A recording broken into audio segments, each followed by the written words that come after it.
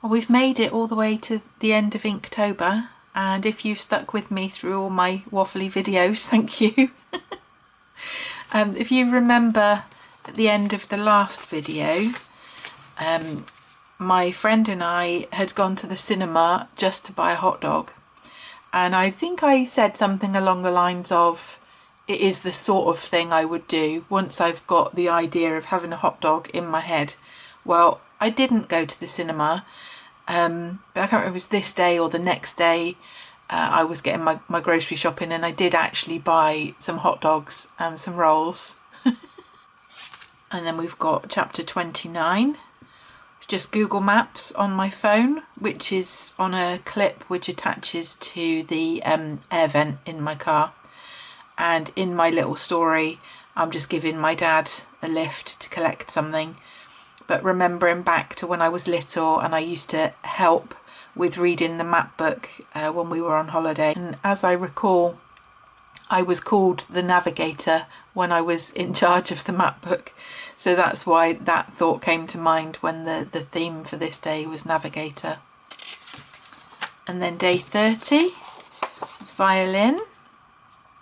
And I had a vague recollection that there was a musical instrument museum fairly locally. Anyway, I did a Google search, and the one which I thought I'd remembered either doesn't exist anymore, or maybe it wasn't that local, I don't know.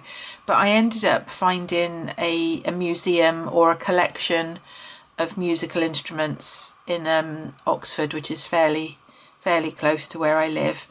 And this particular violin which is there, which is apparently the oldest English-made violin, although it wasn't made by an English person, it was made by a German, but it was made in England, so they still claim it as being the oldest English violin.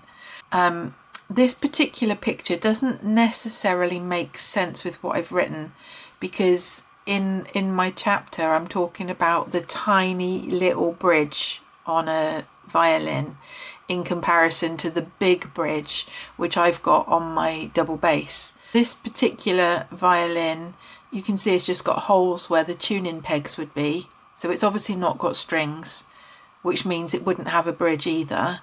And I tried to find a picture of the whole violin, but there were just several like close-up pictures of like the scroll head and some of the damage on the back, and there was a picture of a label where the maker had sort of put his name and where he was living at the time. But I do like the scroll as well. It's like the little bridge and the scroll. Yeah, they are my favourite bits of the violin family, including my giant double bass. And then on the 31st, in my story, I decide instead of trying to go somewhere new, I go to my favourite park. Now, if you remember earlier on when I got lost trying to find a new route to the park, well, this is that park. And I have the idea that perhaps I can find the route from the other end, but I don't know which path to take. So anyway, I end up just going for a walk around the lake and then sitting to do a sketch of this old diving board. Due to the water quality, swimming's not been allowed in this lake since the late 50s, but the diving board is still like a landmark of the area. So that's the last official day, and then we've just got a little epilogue at the end where, you know, it's just a reflection on Laura's experiences and what's coming up in the coming month. Nothing exciting, you know, there's no big grand reveal. I know I've been saying that all along, but some of you might have been expecting a surprise ending. There's no surprise ending. And then on the last page where I've put the end, and I've tried to kind of mimic the Inktober style, with the T and then the sort of the flourish. And then on the end I thought, well, I want to do some kind of flourish on the D, and I sort of did this curve, and then I thought, oh, it looks a bit like a question mark, so I've sort of added that at the end. which would make more sense if this was an exciting story that ended on a cliffhanger. And it's like, oh, is it the end? Is there more to come? So now that we've got to the end of Inktober, I can now set about binding these pages together and making a cover for it. So I will stop filming now, and then when I come back you'll see the finished book.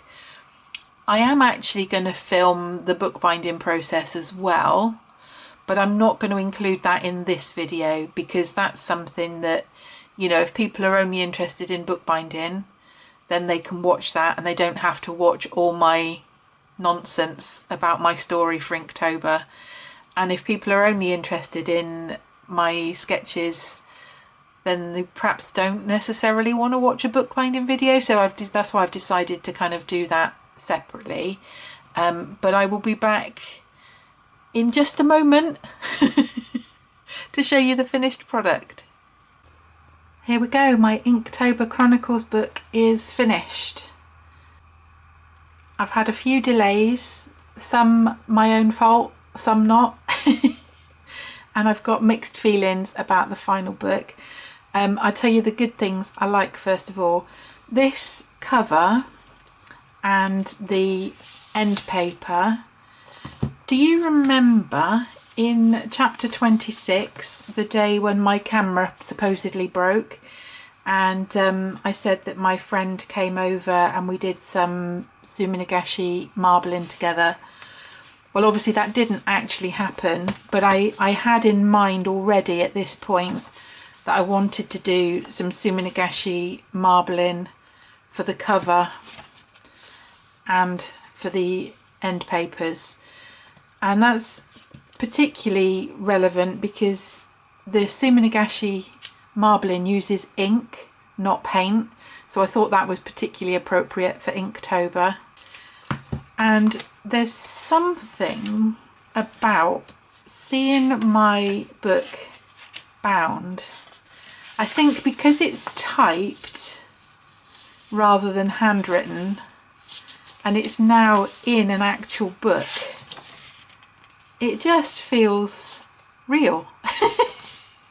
Like it's a real book that somebody's actually printed and bound. Obviously they have. I mean, it was me. I printed it and illustrated it and I bound it. But yeah, I don't know, it's just really feels really nice to have that done. I just flick through, and you remember that I said there was going to be a surprise at the end.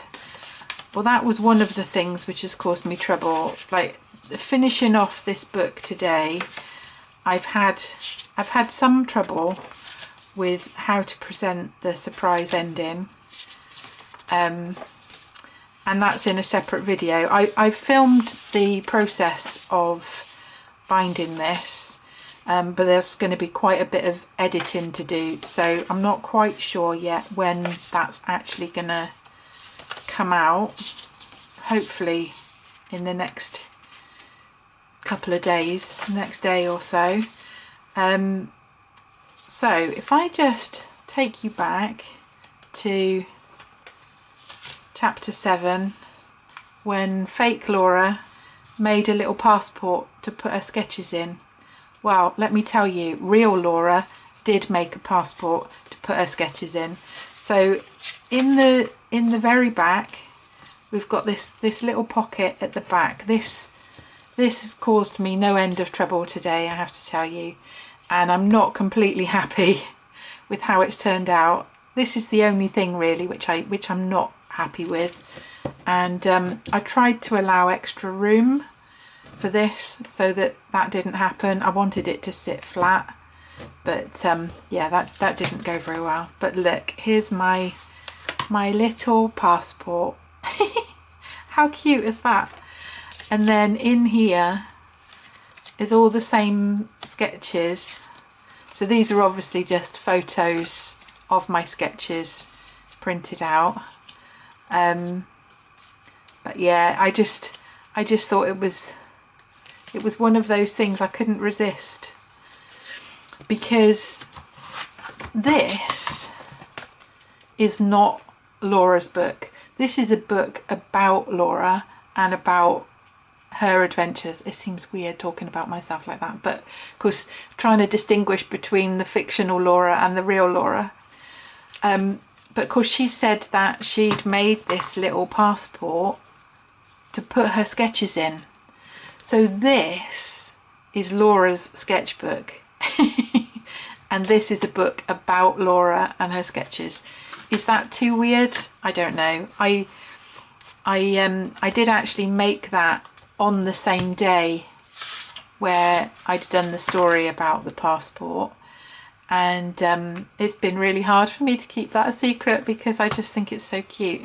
Anyway, there you go. That's my finished Inktober Chronicles book. So I've got 2 videos which I've already filmed which I need to finish editing. So one was the process of the marbling and the other one was the actual book binding process. So I've kind of done those separately. I also need to sit down and read the story now that it's bound. So yeah, so I've still got more work to do for Inktober. Like, you'd think it would be finished at the end of October, wouldn't you? But no, it's going to keep me busy for the next few days at least. So thank you for watching this series, and I hope you've enjoyed it. I don't know if I will do it again next year. I mean, I think I will do Inktober, but I doubt I will do a story again. It was fun, but there were times when it was quite stressful as well, because I had to get, you know, ahead with the chapters. And I think some of the sketches suffered because I'd put more effort into the writing than I did the sketches. But also, you know, it's a different kind of technique for me using the fountain pen and water. Some I really like this one. I really like this one. Yeah, some of them I'm really happy with, and I kind of learnt some things as I went along, and I learnt a few different ways to use the ink which perhaps I didn't quite understand at the beginning. So I feel like I have perhaps learned more with this one, with using the fountain pen rather than fine liners. But I do miss the fine liners. So I wouldn't be surprised next year if I go back to just doing straightforward sketches with fine liner. We'll see. I might have forgotten how traumatic it was by next year, and I might decide to do a story again. But there's a few more videos to look out for in this series. So I shall see you in the next day or so.